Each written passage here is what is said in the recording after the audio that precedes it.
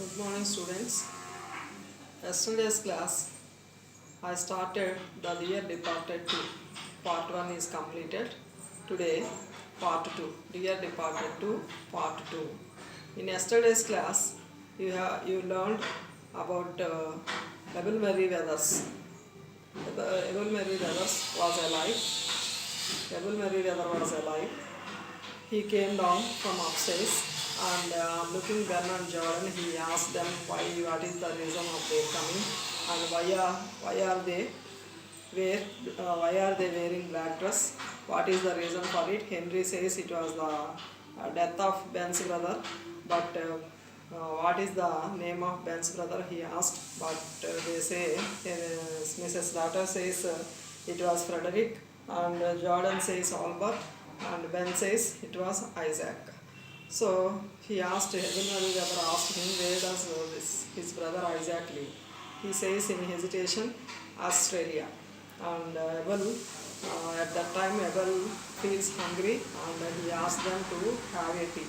All are sitting near the table and Abel was facing spectators and they are lucky because Abel has forgotten asking questions and Abel stopped asking questions. And the continuation of today's part.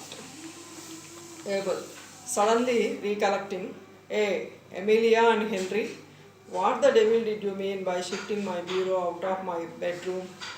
Suddenly recollecting, Abel remembering, suddenly he has remembered, Amelia and Henry, what the devil did you mean by shifting my bureau out of my bedroom? Why have you shifted my bureau from my bedroom? He questioned, what is going on in the house? Very annoyingly and showing displeasure, he used the word the devil. What the devil means? Displeasure, showing displeasure and annoyance. And he asked Amelia and Henry, what is the reason for shifting the bureau from my bedroom to here? He asked. Henry and Mrs. Slater are speechless. They have no words because they did wrong. So they are speechless. Do you hear me? Henry, Amelia, Mrs. Jordan, what bureau was that, father? Abel, why my bureau, the one I bought. What bureau was that, father? There is another time she got a chance to make them prove that.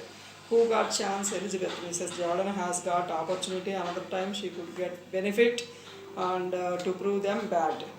Another time. So immediately she asked father, was that one bureau, father? Was it the one? Mrs. Jordan pointing to the bureau, was it the one, father? Abel, that's it. What's it doing there? Here, used to express pleasure or admiration. Used to express pleasure or admiration. Why? On seeing the bureau, he felt happy.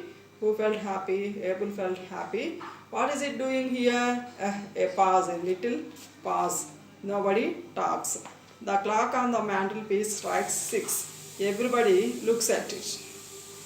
Emilia has shifted the clock also, handsome clock which was liked by her. Every time she wanted to own the clock and bureau. So before the arrival of Mrs. Jordan, Mr. Jordan, she has shifted with the help of her husband, and immediately the clock which was on the mantelpiece strikes 6. Then everyone looks at it. Drat me. If that isn't my clock, drat me. If that isn't my clock. 2. What the devil's been going on in this house? What's the devil? What is going on? What are the things happening in the house? What are the things happening in the house? Let me know. Tell me, one of you, he asked. Then the clock drat me. It wasn't my clock. It wasn't mine. He asked. And what is going on in the house? Tell me, one of you, he asked. A slight pause. Then, well, I'll be hanged. He is not ready to say. Mrs. Jordan rising. I'll tell you what's been going on in this house, father. Okay, I'll tell you, father. I'll tell you when Abel asks what is going on in this house, what are the things happening, why this bureau has shifted from my bedroom to here, and why this clock was put on the mantelpiece, who has done these things, he questioned. And one of you tell me what's going on, what things are going on in the house. When he asked, Abel asked, by Mrs. Jordan immediately raising, I will tell you, Father, what's going on in the house. She says, Father, nothing short of robbery. Father, nothing short of. That means as bad as. Nothing is equal to robbery. Nothing short of robbery. It is equal to robbery, she said. Robbery means stealing. Mrs. Slater, be quiet, Elizabeth. Be quiet. Don't talk too much. Be quiet, Elizabeth. Who says? Mrs. Slater says. Mrs. Jordan says, I will not be quiet. I call it double-faced. No, I will not be quiet. It is called double-faced. I call it double-faced. What is double-faced? Amelia was a double-faced woman, and she is dishonest and she is hypocritical. So Mrs. Jordan says, I call it double-faced. Amelia was a double-faced woman. She is dishonest. She is hypocritical. She is a rude woman. Henry, now Elizabeth, Henry stopped her from saying. Henry also stopped Elizabeth from talking all the things to Abel. But Mrs. Jordan, and you too, are you such a cruel creature that you must do everything what she tells you? And you are a poor creature. She criticized Mr. Henry also. Who criticized Mr. Henry? Elizabeth criticized Henry also. You are a poor creature. You must do everything what she says. You have no individuality, no self-respect. What she has said to you, you did it. It's very bad, she says. Abel rising, thumping the table. Thumping means hit hard. Thumping means hit hard.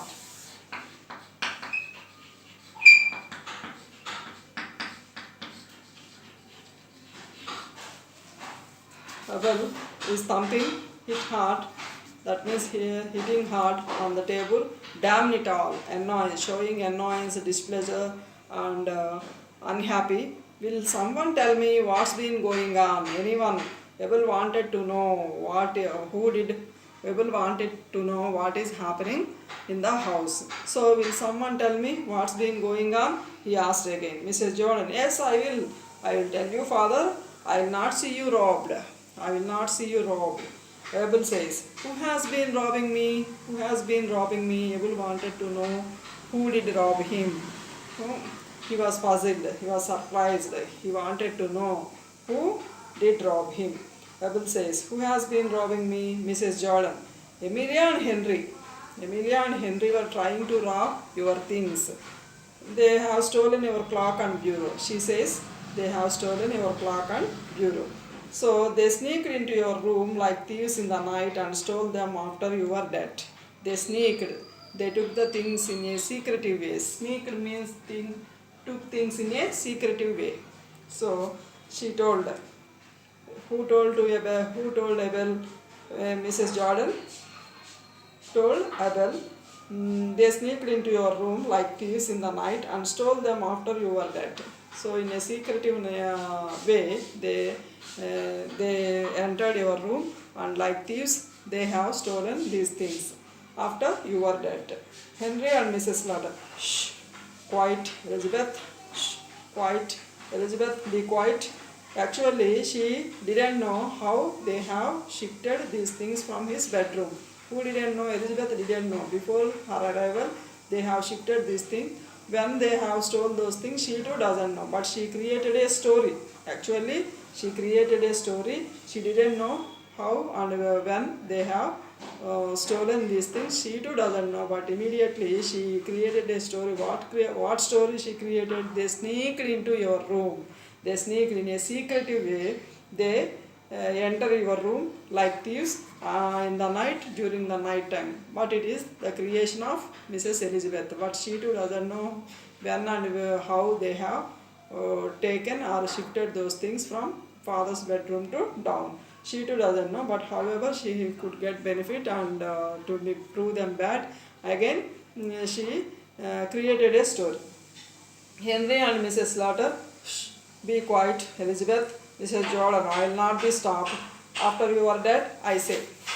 I will not be stopped. I don't stop. I want to say everything to father. So she says that. Abel, after who was dead? After who was dead? He questioned, who was dead? Who died? Who was dead? Mrs. Jordan, you father, you. Abel, but I am not dead. I am not dead. He said, I was alive. I am alive, but I am not dead. He said. Mrs. Jordan, no, but they thought you are. No, father, you are not dead, but they thought you are. A pause. Abel gazes round at them. Abel looks at all the family members. Look at them. Abel gazes. Gazes means looked round at them. Abel. Oh, ho. So that's why you are all in black today. Oh, ho. Confirmation. So he understood now what has happened in the house. So that why you are all, I understood why you are all in black today. You thought I was dead. He chuckles. Chuckles means laugh quietly. That was a big mistake. So he sits and resumes his tea. Anyhow, again he sits and taking tea. He laughed quietly, and that was a great mistake, he says, and again he sat and resumes and taking tea. Mrs. Slaughter sobbing, Father, Abel, I didn't take you long to start dividing my things. After realizing the truth, he says, after realizing the truth, what has happened in the house that day, he realized it. Then he says these words, Abel, it didn't take you long to start dividing my things between you. I will tell you what I am going to do. What I will tell you. Actually, I don't want to divide my things between you. I don't want to share my things between you. I don't want to give my property or my furniture to you. I don't want to divide or share my things between you. I will tell you what I am going to do. I am telling you now. Since your mother died, I have lived part of the time with you, Amelia, and part with you, Lizzie. Lizzie means Elizabeth. So, since your mother died, since their mother death, their father lived a part of the time with Amelia and the part of the time with Elizabeth. Well, I shall make a new will. New will here, will is a legal document. Will, I shall make a new will, leaving all my bits of things to whoever I am living with them when I die. How does that strike you? I don't want to give my things and I don't want to share my things between you. How does that strike you? I want to make a new will. I shall make a new will, leaving all bits of my things, all furniture and property, money, whatever I have, to whoever I am living when I die, he said. Who says these words? Abel says. And will is a legal document that says what is to happen, their money and property after their death. What is to happen, somebody's property or money after their death. A legal document that says what is happened to somebody's money or property after their death. That is the meaning of will, a legal document. Will is a legal document. Mrs. Jordan, you know, Father, it's quite time you came to live with us again. We would make you very comfortable. Mrs. Jordan, you know, Father, it's quite time you came to live with us again. It's quite time you came. It's quite time. It's right time. It's time. After this expression, we have to use V2, past form. It's quite time you came to live with us again. That means it's already late. This thing has happened. It should be happened, but it is already late. It's time. That's why the expression should be in simple past. It's another variety of grammar topic. It's quite time you came to live with us again. We will make you very comfortable. It's right time to come. The action hasn't happened. Actually, the action to be happened, but it doesn't happen. So it's quite time. So that means it's right time. It is already late. You have to live with us, but you didn't come. So in that way, they have to use it's quiet time. You came to live with us again. We will make you very comfortable, and we will take care of you. We will look after you, Father. Come and live with us. Come and live with us. Who says this was Mrs. Jordan asked her father. It's quiet time. You came to live with us because it is already late, Father. It is the time you didn't come. So it's time you came and live with us. We will make you very comfortable.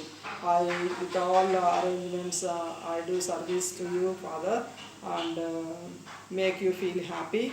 Come and live with us, Elizabeth says to Abel Merriweather. Mrs. Slaughter, no, he hasn't been with us as long as he was with you. No, he hasn't been with us as long as with you. He was with you. Actually, Abel Merriweather has been living with Elizabeth, Mr. Ben Jordan, and Elizabeth many years, 5 years, but only 3 years he has been living with Amelia. So, as long as he was with you, he hasn't been with us. Who says? Mrs. Slaughter says. Mrs. Jordan, I may be wrong, but I don't think Father will fancy living on with you after what's happened today. Okay, I don't think Father will fancy. Fancy means like to live with you. So what happened today, after looking what happened today, Father didn't like to live with you. So what happens today, after realizing Father doesn't like to live with you. That is the meaning of fancy here, like to. I don't think Father will like to live with you. So Abel says, it seems to me that neither of you has any cause to feel proud about the way you have treated me. So Abel says these words. They try. Abel didn't listen to them. They tried. You live with us, and you live with us.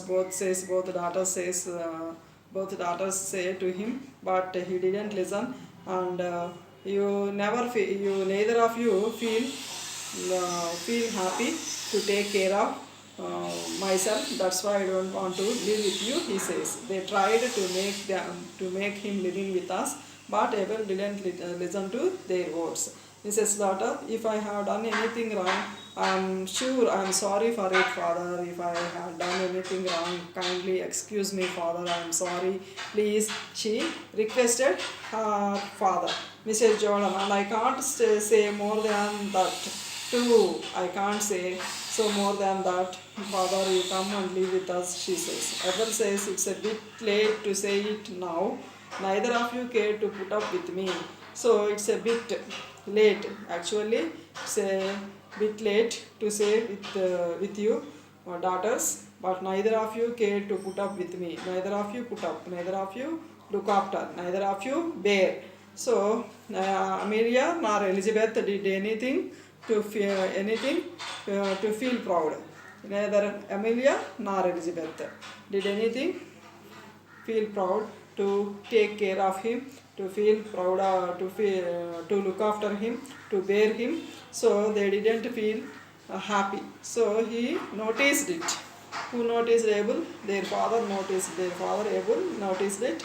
That's why he says these words. Neither Amelia nor Elizabeth feel happy to take care of him, to bear him, to look after him. So he wanted to go away. Mrs. Slaughter and Mrs. Jordan.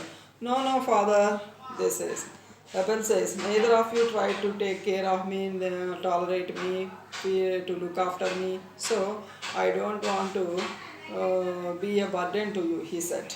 Hey, you both say that because of what I have told you about leaving my money. Well, since you don't want me, I'll go to someone that does. So both of you didn't feel happy to look after me, to take care of me. So I don't want to live with any one of you. I want to go somewhere. I'll go to someone who feels happy to look after me, he says. Ben says, come, Mr. Merriweather, you have got to live with one of your daughters. Ben says, you have to live with any one of your daughter. Come with us, Mr. Merriweather, he says. Why did you want to go to someone? Come please, he said. Why did you want to go to someone? You need not go. You have two daughters. Either any one of any daughter you have to live. So come with us. Why did you go? Anyone? He asked, and he called him to come with them. He asked him to come with them. Abel says, I'll tell you what I have got to do. I'll tell you, listen, all of you, what I have got to do. On Monday next, I have got to do 3 things. On Monday, I have got to do, I wanted to do on Monday that he would, on Monday, Mr. Abel Merriweather wanted to do 3 things. On Monday that he would go to do three things. What are they? I have got to go to the lawyer and alter my will. First thing is he had to go to lawyer and alter his will. And second one is I have got to go to the insurance office and pay my premium. Second one, he had to pay insurance. Go to insurance office and pay premium. And the third one is I have got to go to St. Philip's Church and get married. Third one is he had to go to St. Philip's Church to get married. First one is he wanted to go to lawyer to change his will. And second one is he wanted to go to insurance office to pay his premium. And the third one is he wanted to go to St. Philip's Church to get married. Ben and Henry. What? Mrs. Jordan. Get married? Mrs. Slater. He is out of his senses. General consternation. She felt father is really mentally illness or senseless, silly talking, and real worry. She had shown real worry. General consternation means she has shown worry. She felt father is out of senses. But Abel says, I say I am going to get married. I am going to get married. Mrs. Slater, who to?